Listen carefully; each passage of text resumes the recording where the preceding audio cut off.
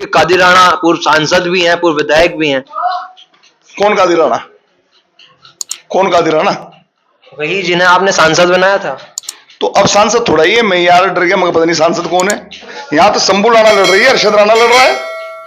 अरशद राणा गाड़ा बिरादरी से ताल्लुक रखता है, मैं राणा नहीं हूं, राणा मेरे साथ एक लगब लगा हुआ। बहुत लोगों को गुमराह कर रहे हैं ये लोग कि वो हमारा भतीजा है, ये है वो है। मैं किसी का भतीजा नहीं हूं। बेचारों वाला ठप्पा कहना तो एक ठप्पा दूसरी साइड बी टीम वाला ठप्पा है।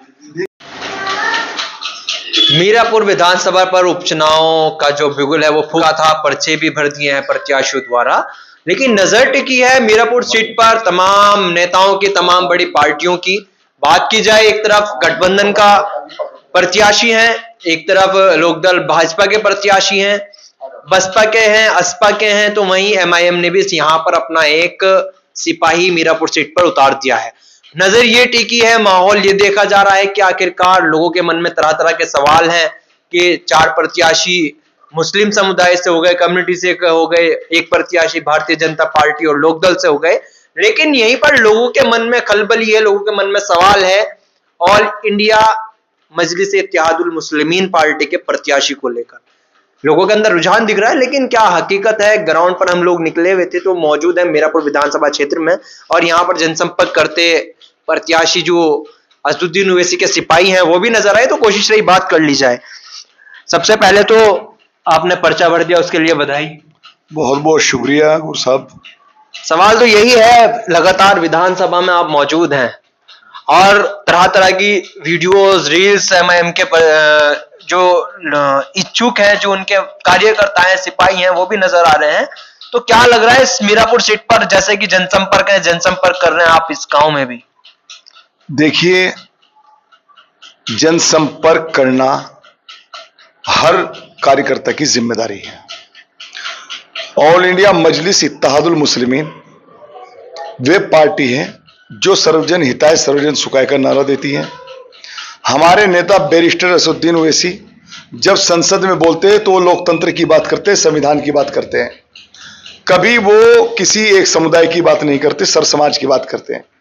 उसी ट्रैक पर हमारा भी वही टारगेट है कि हम सर्व समाज के साथ मीरापुर विधानसभा पर जो परचम लहराने जा रहे हैं, वो जो मोहब्बतें मिल रही है पत्रकार साथियों, आपको पता है सर समाज के लोग चाहते हैं कि इन जो लोग ठगते हुए जनता की मोहब्बत को मुद्दत गुजर गई, अब की बार ये उपचुनाव उनको मुंह तोड़ जवाब देगा।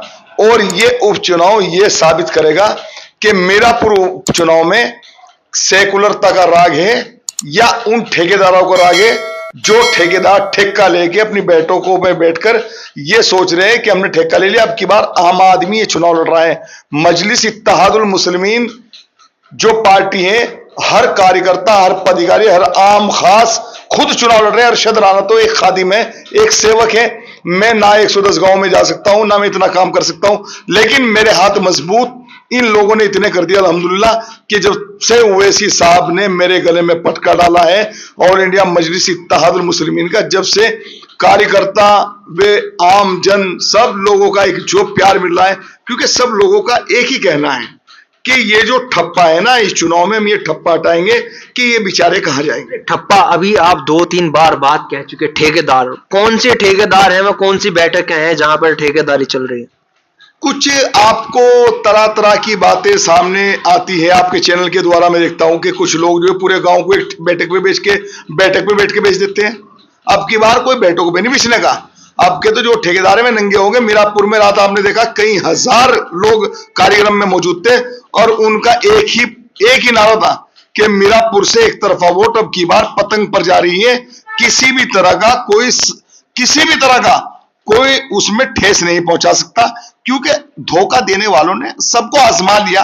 कोई नेता ऐसा नहीं जिसको ना मीरापुर विधानसभा ने आजमाया हो। अच्छा, एक चीज कही जाती है अक्सर कर, सोशल मीडिया की आप बात कर रहे हैं, सोशल मीडिया पर ये चीजें आती हैं कि जो ओवैसी वो बी टीम है, तो कहीं ऐसा कुछ जो है, इस पे क्या कहेंगे आप? क्योंकि कई मन में लोगों के सवाल है कि भाई यहाँ पर जब इतने प्रत्याशी हो गए तो ये जो एक ठप्पा, आप बेचारों वाला ठप्पा कहना तो एक ठप्पा दूसरी साइड बी टीम वाला ठप्पा है।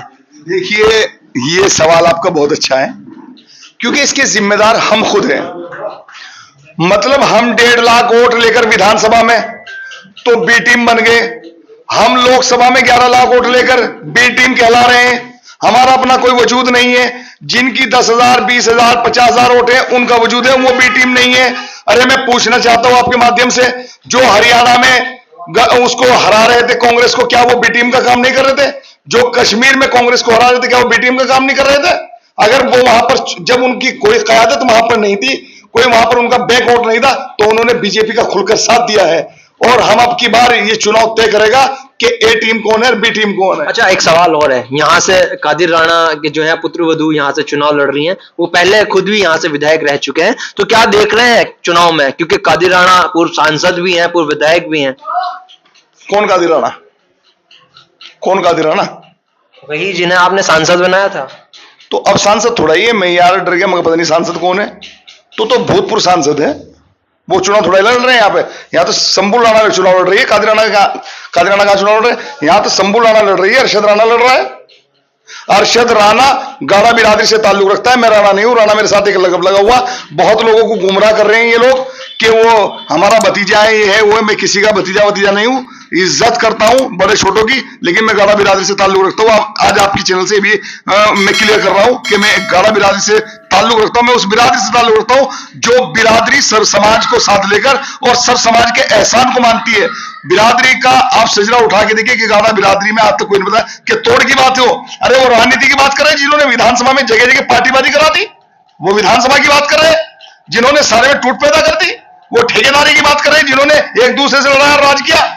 अच्छा, एक सवाल मैं करूंगा, आपने चीजें बोली, एक सवाल मेरा ये रहेगा, सीधा सीधा सवाल ये है कि मीरापुर सीट पर टक्कर किस किस के बीच है? बीजेपी से हमारा चुनाव है और हमारी टक्कर किसी नहीं, क्योंकि हम चुनाव जीत रहे हैं। भाई सीधा फंडा यार, आप बताइए, आप जब हमारा 1.5 लाख वोट है तो चुनाव कौन जीत रहा है?